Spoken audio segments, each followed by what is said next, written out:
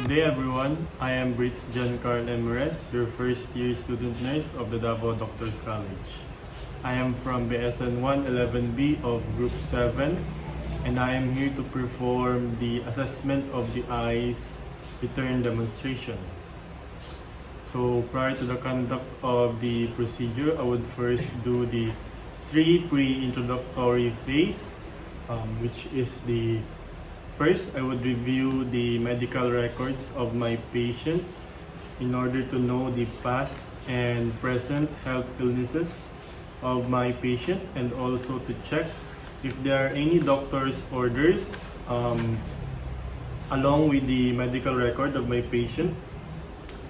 The next thing to do is to check and determine the assessment to be performed. And as written here, my patient will receive an eye assessment and I would prepare the equipments needed to ensure and to save time and energy. So the equipments to be needed are a pen light, Snellen chart, pen, and also a notebook to write the documentations later. Okay. So after that, I will proceed into the proper hand hygiene. I will perform the proper hand washing and done gloving in order to prevent the cross-contamination of microorganisms from the patient to the healthcare worker and vice versa.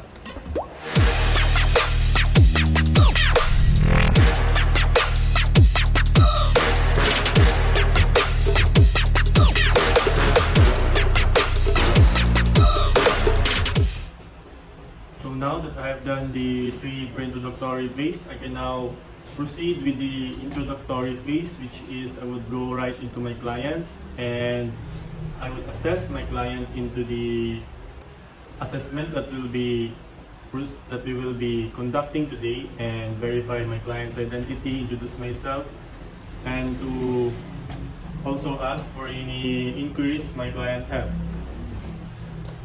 So good day sir, I am Britz Karl, your student nurse for today.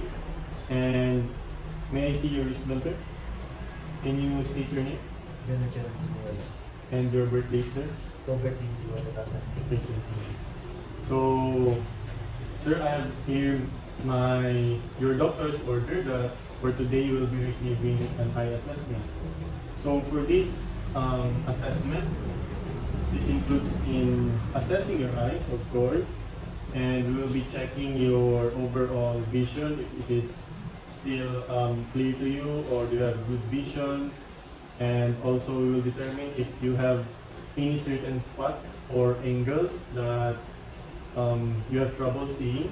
And throughout this assessment, sir, you will be standing a lot, sitting down, and you might be reading some alphabetical letters from the Snellen chart, and also I will be pointing light at your eyes, and it may cause it may be uncomfortable for you, but can I ask your permission to do this? Okay, thank you sir. So do you have any other inquiries or concern? Yes, thank you. So now that I have assessed my client, I can now proceed with the following tests. So now that I have assessed my client, I can now proceed into ensuring my client's privacy. I have already closed the door, the windows, provided right room temperature and adequate lighting. And also, I would tell my client that everything is kept confidential. So sir, about the assessment, I will be recording everything that we will be taking in this assessment, and I ensure you that everything will be kept confidential. Thank you, sir. So now we can proceed with the working phase. So before I start the test, I would ask my clients if he has any visual aids like glasses or contact lenses. And then I would proceed into checking the Snellen chart and I would record the 3 readings, which is on the left, right, and both eyes. And lastly, if needed, I will perform the selected vision tests. So sir, mag-proceed na po tayo sa test. Sumusuot po ba kayo ng contact lens? Hindi. How about glasses, sir? Hindi. Hindi rin po. Okay, so sir, pwede po tayong tumayo?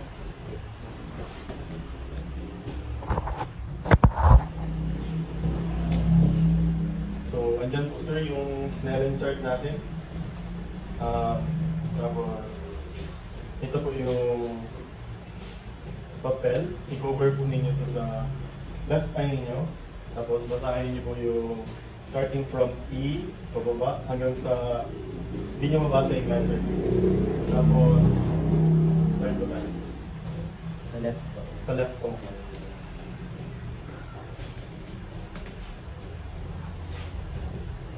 E, F, T, T, O, Z, L, E, E, D, T, E, C, F, D, E, D, F, C, C, P, F, E, L, O, P, Z, D, D, E, F, F, O, T, E, C, L, E, F, O, D, E, C, D. Yun na po. So, sa right eye naman tayo, sir. Takpan niyo po yung right eye. E, F, P, T, O, Z, L, E, E, D, B, E, C, F, D, E, D, F, C, Z, F, F, E, L, O, P, Z, D, D, E, F, P, O, T, E, C, L, E, F, O, B, F, C, D. Thank you, sir. So, ngayon, sir, both eyes naman po yung pagbasa natin. Starting from E. E, F, P, P, O, Z, L, P, E, D, P, E, C, F, D, E, D, F, C, Z, P, F, E, L, O, P, Z, D, D, E, F, P, O, T, E, C, L, E, F, O, D, E, C, D. Thank you, sir. Thank you for your cooperation. Pwede na po kayo mo po. So, now that I've finished letting my client stand 20 feet away or 20 centimeters away rather, and 6 feet away from the Snellen chart, and I have took the 3 readings, which are the left eye, the right eye, and both eyes open. So, considering that my client didn't see or cannot read the first letter on the top of the line of the Snellen chart, I will be proceeding with the selected vision tests, which is the hand movements and the finger counting, and I will be performing it to you.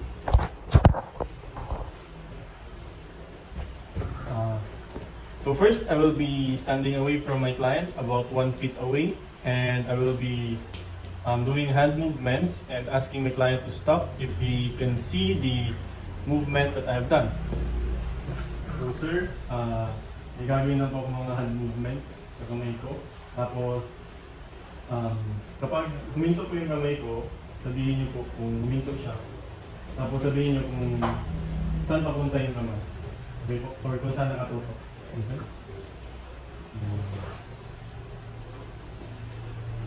Sa right. Tapos, Sa tapos,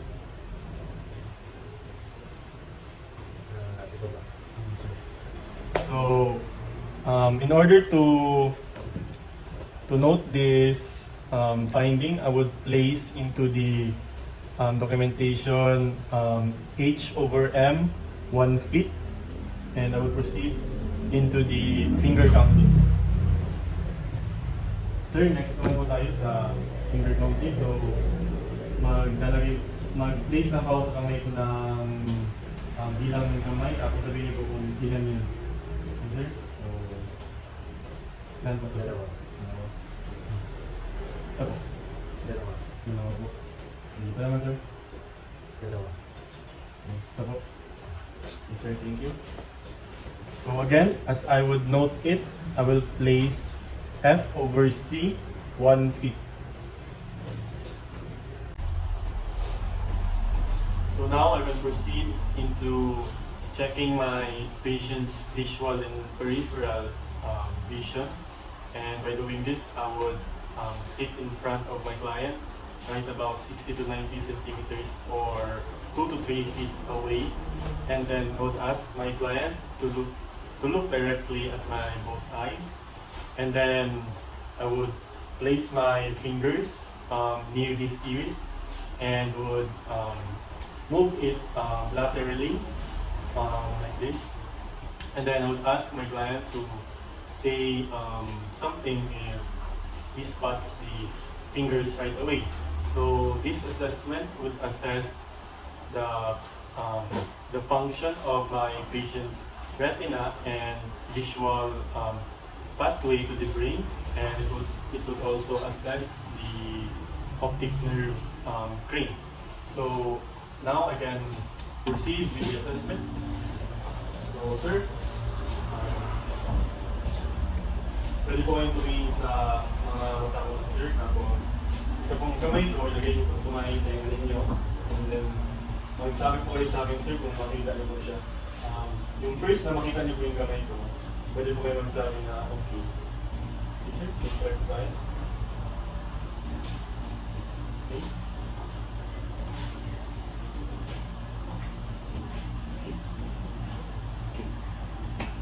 So, yun lang po yung assessment natin sir. Check ko lang.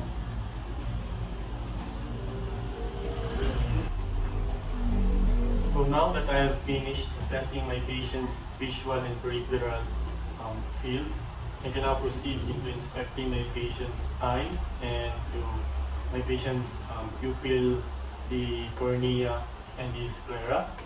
And, excuse me, first I will be visually inspecting my patient's eye for its symmetry and alignment, checking if my patient have any signs of thrombosis or the crossed eye, in which one eye is going in or out, right or left. And I would also be inspecting for my patient's eyebrows for its skin distribution, skin color, and its texture.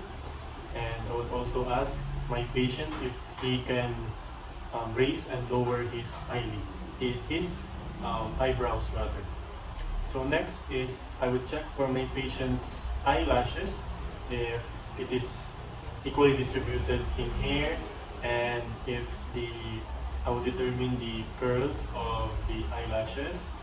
And after that, I would check my patient's lacrimal gland and the lacrimal sac. If I notice any swelling, I would note it into my rhesus notes.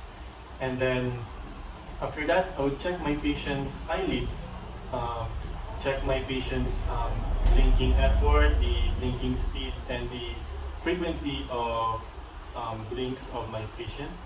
And also I will be checking for my patient's lower eyelids. By doing this, I would ask my patient to look up while I depress my patient's lower eyelids and check my patient's sclera to see if there are any redness, drainage, or any erythema, or it is all abnormal findings. And then I would ask my patient if I can invert his upper eyelid and check the patient's palpebral conjunctiva.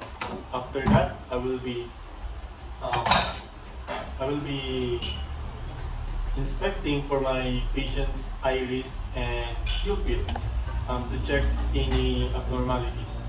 And then I would light a pen light to the side of my patient to check for the clarity and texture of my patient's eye. So, sir, dito lang po, i-inspect ko lang kayo sa inyong eyes. So, inspect ko lang po kayo.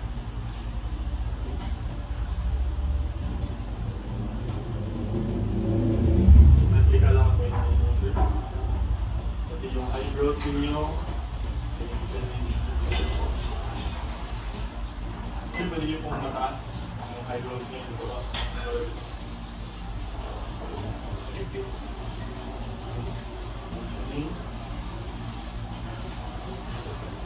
Higit ako. Doon na to. Okay naman kung lower eyelids. Okay din ang blinking response.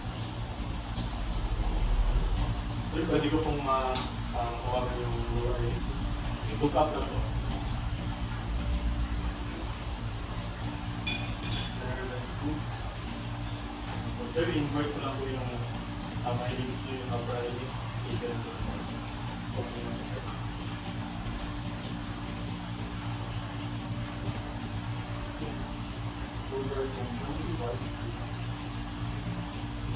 So sir, ngayon, ilawan ko po yung side ng eyes nyo para makita ko po yung clarity and texture. Hindi na po kayo sa mata.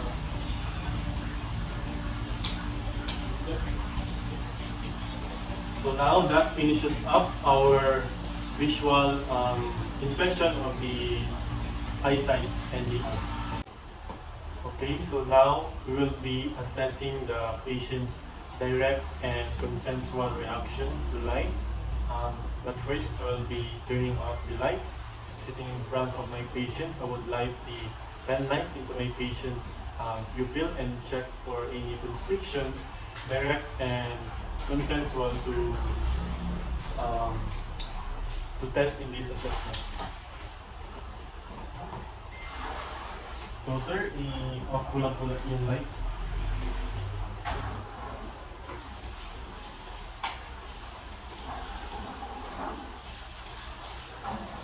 So ngayon sir, i-test po natin yung pag-constrict po ng pupils ninyo. So, sit comfortable lang po kayo, tapos ilawan ko po yung mata ninyo, tapos tantayan ko lang po yung pupil ninyo mag-constrict. So, normal findings po, mag-constrict po siya agad. Ang normal kaya hindi siya mag-constrict.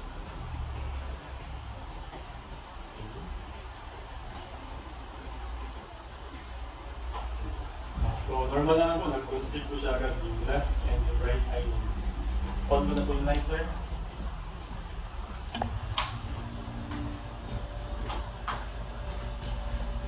So after that, I will document the findings that I have made. Okay, so now we will be assessing each pupil's reaction to accommodation. So by doing this, I would have an object like this pen light right about 10 centimeters or 4 inches away from my patient's nose, and then I would ask my patient to look at the pen light, and then I would ask him to look at my back, which is a wall. So I would alternate the gaze from the near object to the far object while I observe his pupil through the assessment. So, sir, you can sit comfortably po. And then, so i-test po natin, sir, yung pupil's reaction po. Mag-place po ako ng object sa may gitna po ng nose ninyo, and then tingin lang po kayo sa object. Tapos pag sinabi ko kung tingin kayo sa wall, sinabi kong wall, tingin po kayo sa wall. Pag sabi kong pen, tingin po kayo sa pen. Okay, sir, so ulit-ulit lang po tayo ito. Okay, let's start, sir. Sa pen po. Sa wall. Pen. Wall. Pen. Pen. So, okay, sir, thank you.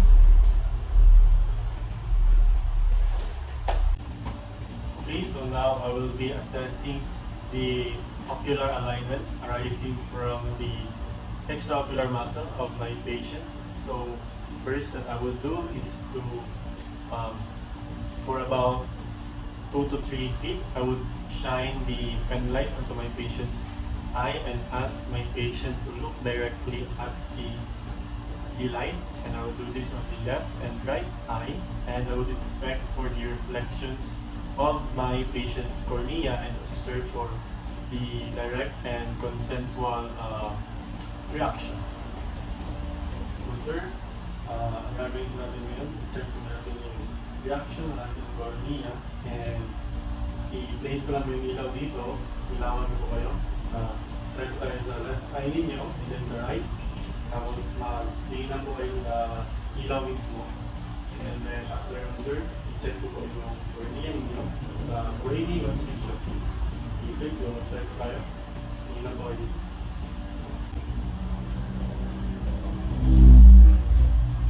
Tingnan po kayo sa sir.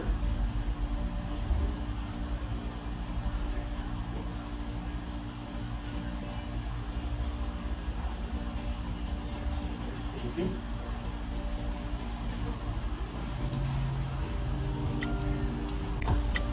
Okay, so now I will be assessing the extraocular movements of the patient and looking for any normal conjugate movements on each direction of the eye. So by doing this, I will be standing 2 to 3 feet in front of my patient while I make a wide pitch on the air. I would ask my patient for him to look at the edge, and I would be looking and noting for the patient's for any jerky movement of my patient's nystagmus on the lateral gaze and upward gaze. After that, I will be proceeding with the convergence accommodation, and I will place the pen in front of my patient's bridge of the nose, and I will make the pen move near the patient's bridge of the nose and ask the patient to look at the pen, and we will check the normal findings which the eyes must cross. Okay. So sir, antayin lang po ako dito, tapos gagawa po ako ng H na lantern, and then sundan nyo lang po yung tip of the pen as I move and make the wide H.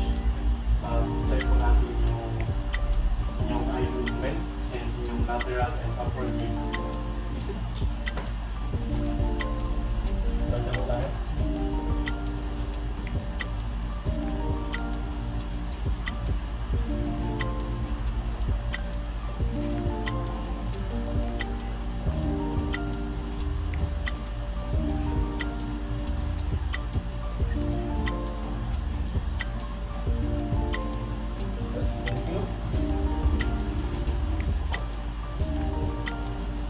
So yun sir, check out po natin yung inyong convergence accommodation. So please give pen light dito sir. Sundan nyo lang po, papalapit sa inyong nose. Okay. Tapos nalayo naman sa papalapit sa sir.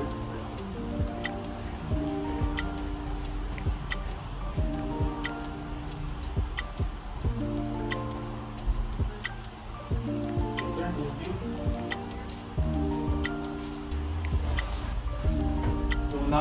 So now that we have finished on the overall assessment, we can now proceed on the summarization of the findings, the documentation, and assess my client, provide proper health pitching, and let my client raise for any concerns or clarifications.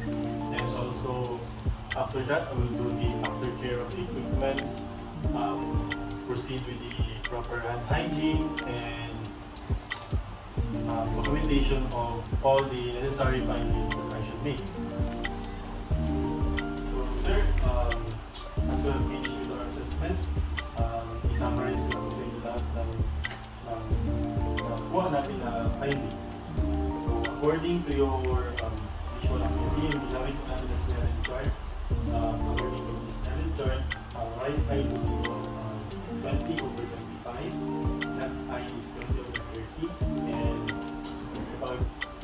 it sums up to 20 over 20 vision, which is very good vision grade. And next po natin ay yung visual fields. Visual fields po your upward field is 20 degrees and at your downward field is 70, and the nasal field is 50. So overall, nakuha natin ang data ay normal. So next naman po natin yung assessment natin sa face ninyo. So your eyebrows and eyelashes are have an equal distribution of hair and good skin texture and quality. healthy. So your eyes, sir, symmetric naman po siya. No asymmetry found, and then no strabismus or crossed eyes seen.